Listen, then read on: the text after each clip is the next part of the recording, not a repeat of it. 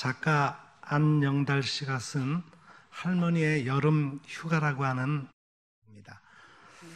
할머니는 아파트와 단독주택이 혼재된 어느 동네의 옥탑방에서 강아지 메리와 함께 살고 계셨습니다. 벽면에 사진이 걸려 있는데 손주가 아기였을 때 할아버지가 계셨던 것 같습니다.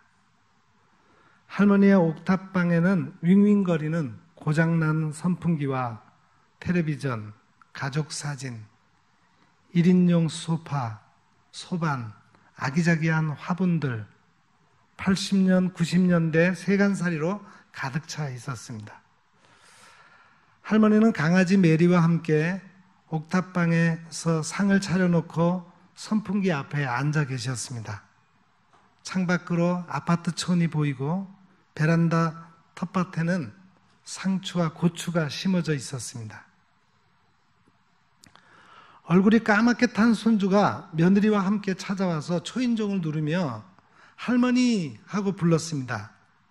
딩동 소리와 함께 할머니가 한 걸음에 달려나와 아이고 우리 손주 하고 반갑게 맞아주셨습니다. 할머니 저 바닷가에 갔다 왔어요. 할머니는 냉장고에서 야구르트를 꺼내 손주에게 주었습니다.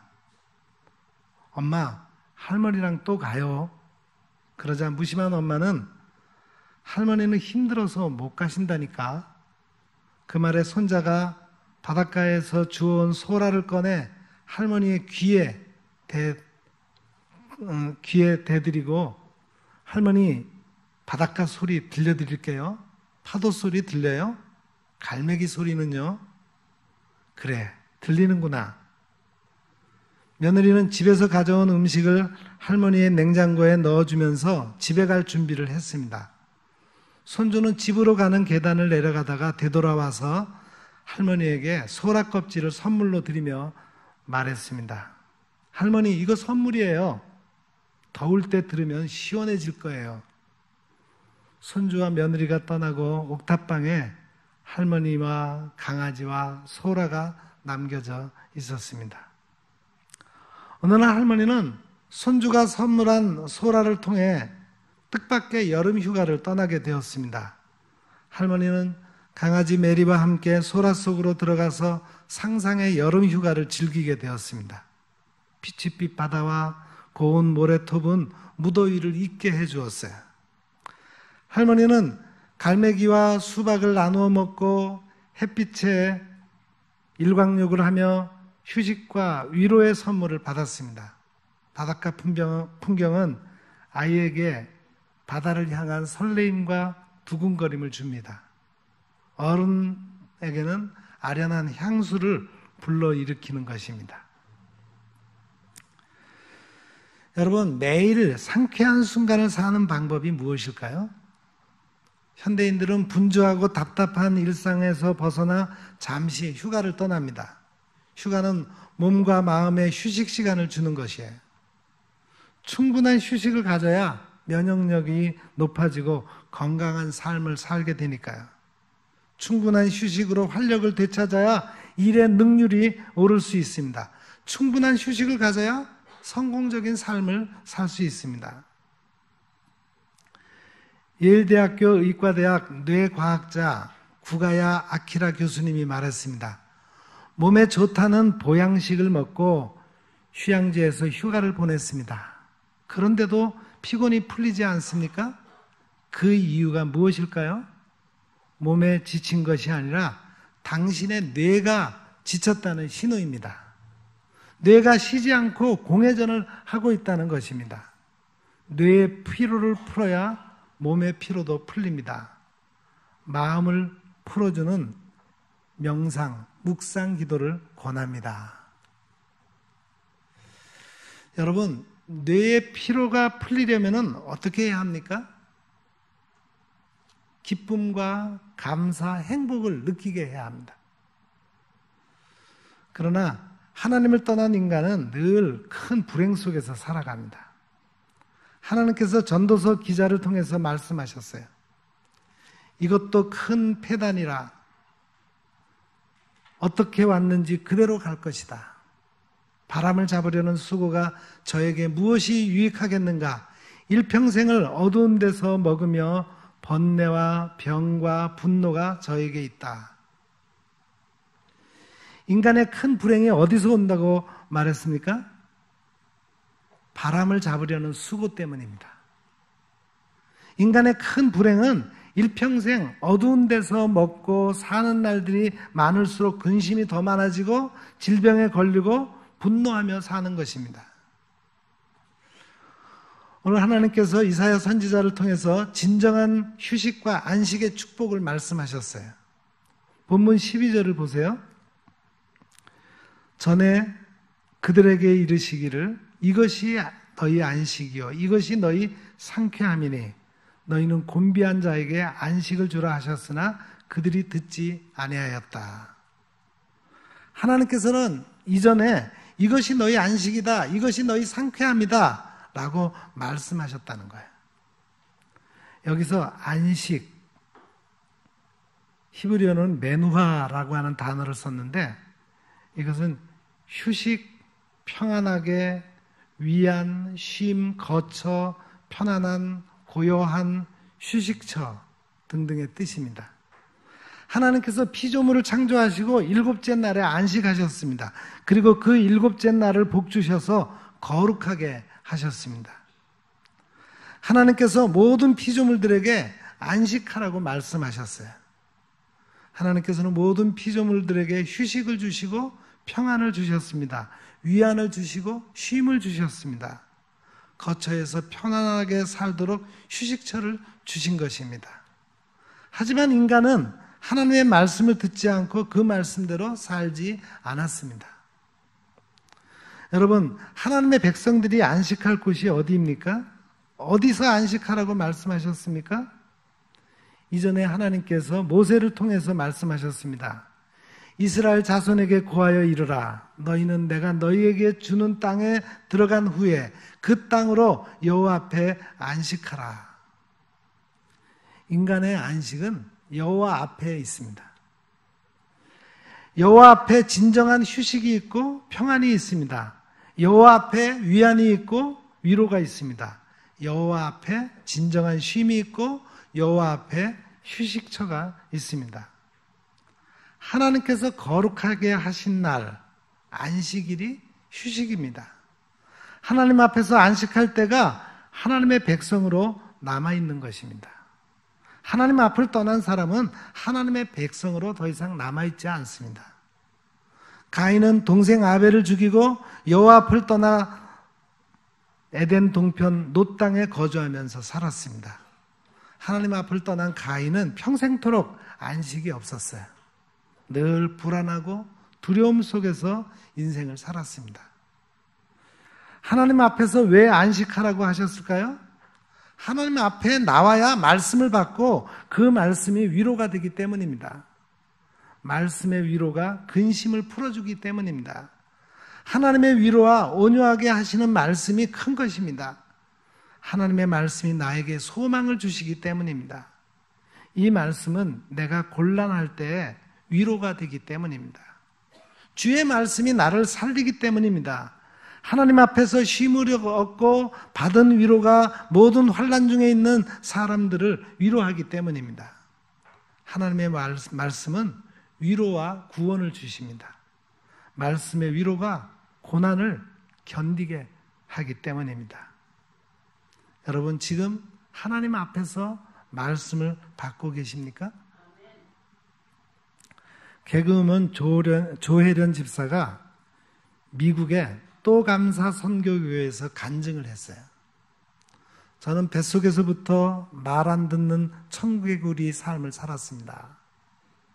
아들을 바라는 집에 5째 딸로 태어났습니다.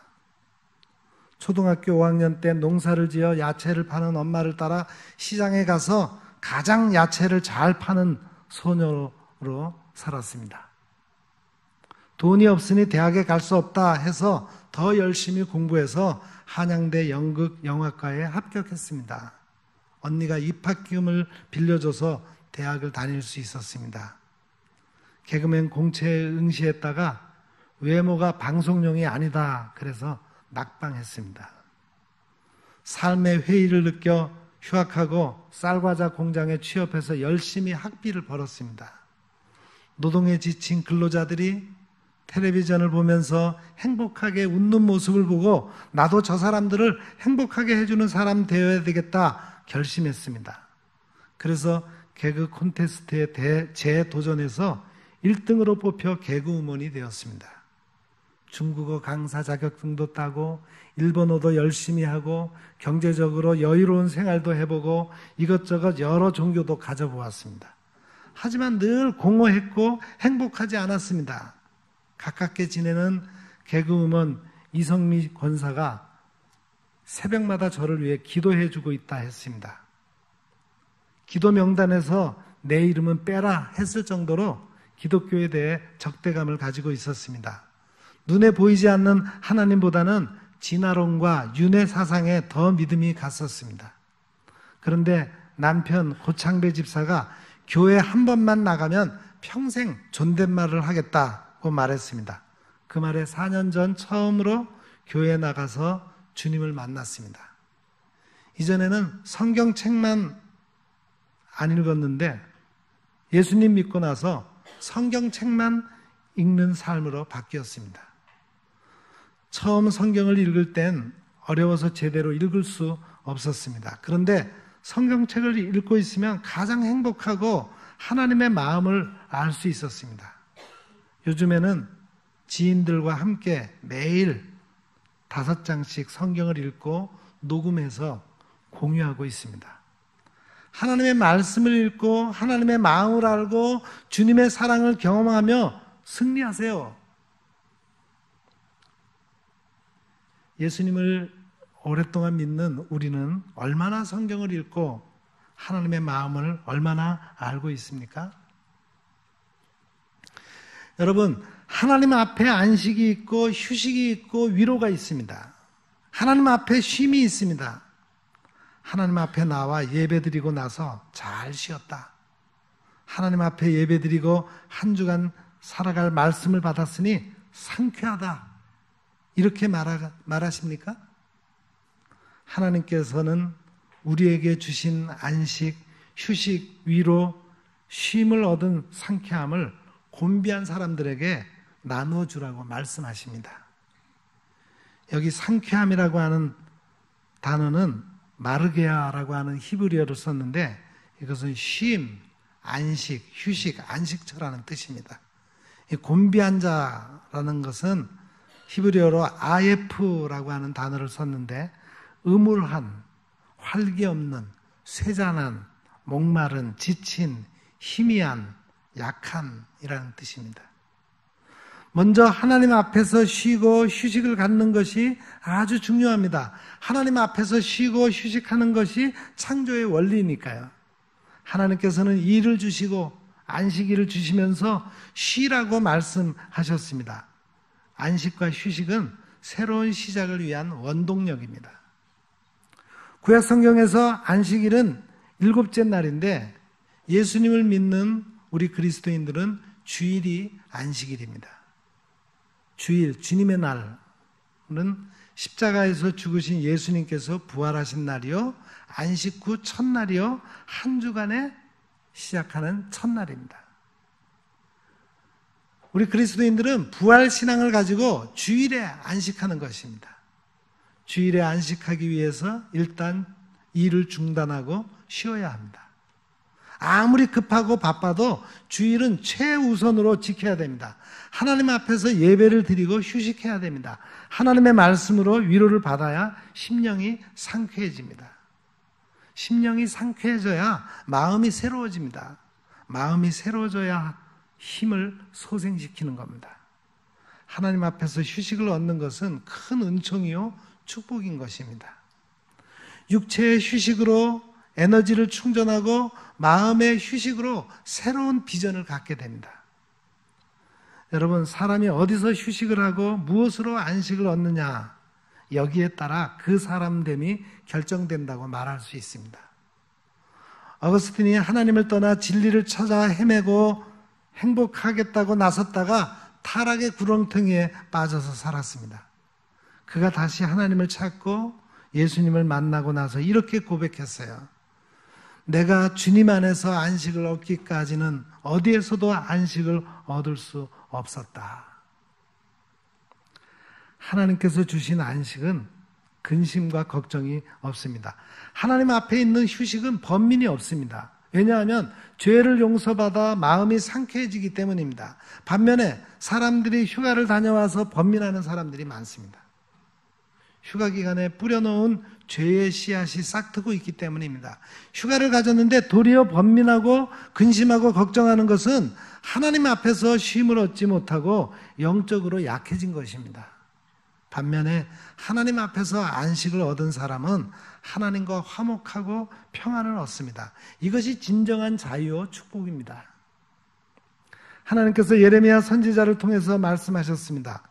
여호와께서 그 사로잡힌 자를 돌아오게 할 때에 그들이 이 말을 할 것이다. 의로운 처소여 거룩한 산이여 여호와께서 내게 복을 주시기를 원하노라.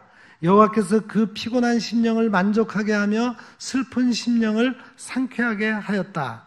이 말씀을 듣고 깨어보니 내 잠이 달았다. 예레미야 선지자의 고백이에요. 하나님의 말씀을 듣고 영적으로 깨어나야 단잠을 잘 수가 있습니다.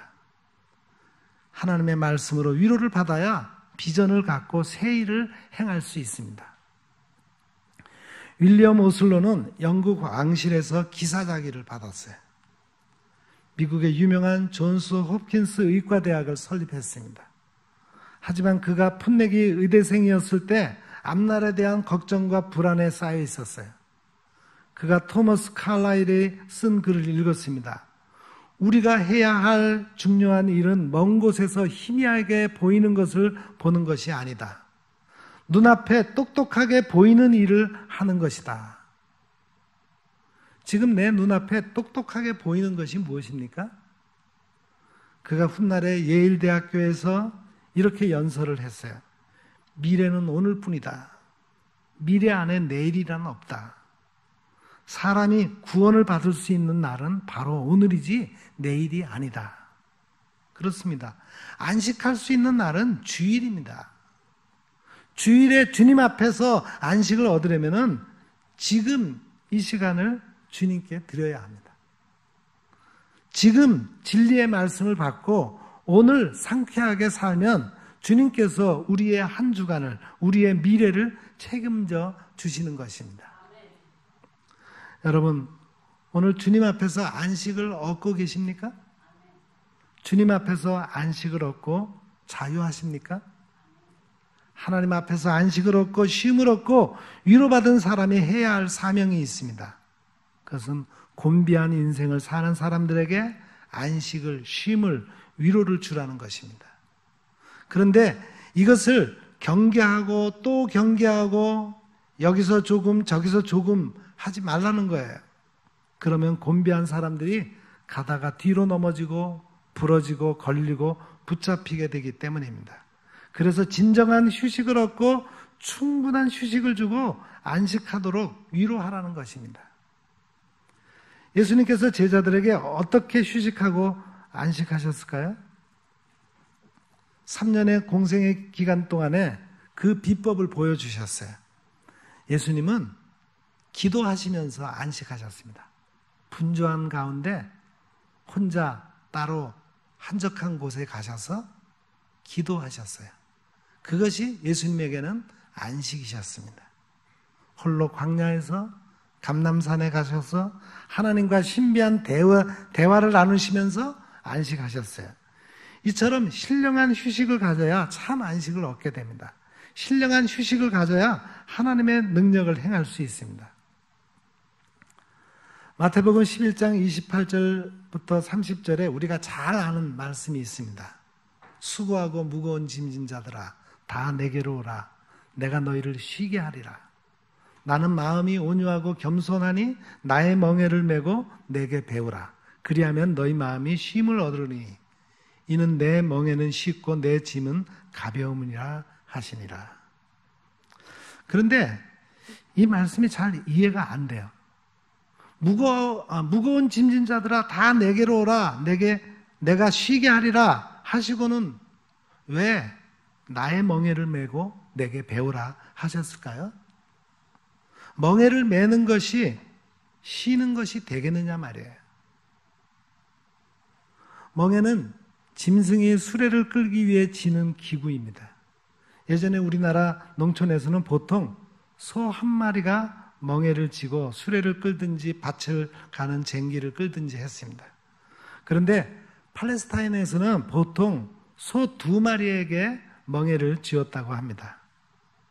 그리고 어떨 때에는 어미소와 송아지에게 한 멍에를 지어서 같이 밭을 갈기도 하기도 합니다. 그때 어미소는 송아지에게 멍에를 매는 법을 가르친다고 합니다. 예수님이 말씀하시는 것은 바로 그런 상황입니다.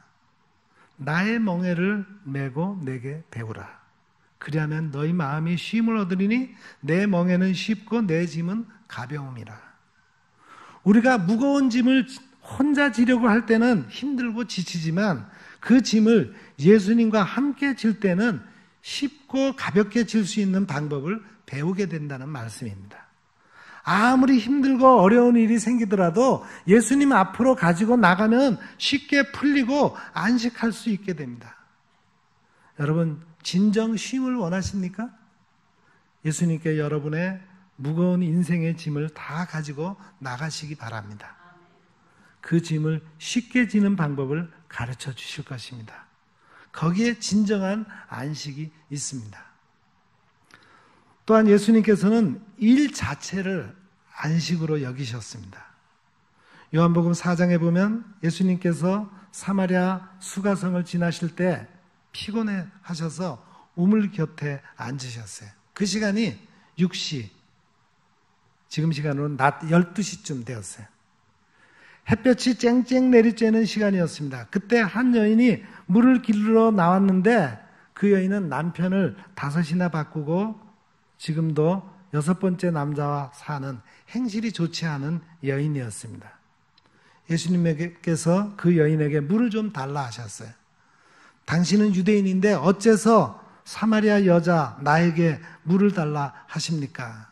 예수님께서 말씀하셨습니다. 내가 누구인지를 알았더라면 내가 오히려 구했을 것이요 너에게 생수를 주었을 것이다. 내가 주는 물을 먹는 사람은 영원히 목마르지 않을 것이다. 이 물은 그 속에서 영생하도록 솟아나는 샘물이기 때문이다. 행실이 좋지 않은 여인이 예수님을 만나 기뻐하고 수가성에 들어가서 내가 이 메시아를 만났다. 와 보라. 기뻐하며 전도했습니다. 보세요.